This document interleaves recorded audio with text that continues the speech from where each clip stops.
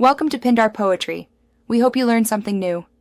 In this video, I will explain how to fix Toyota Yaris Handbrake, full guide. Begin by parking on level ground, set the transmission to neutral, and place wheel chocks behind the rear wheels.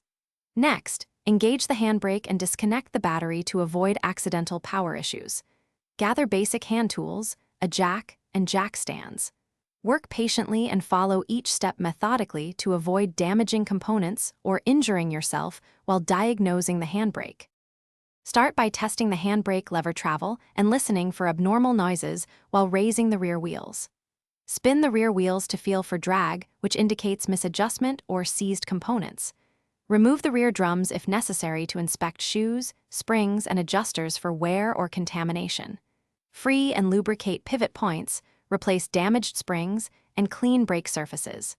Reassemble and recheck lever travel, making small adjustments until the handbrake holds firmly. If you are finding this video helpful, please subscribe and like to support the channel and more useful guides.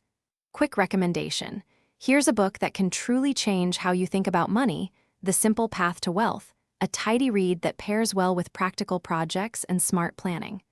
Check the description for the link and other deals on tools and parts. Thanks for watching. Now let's get back to the video.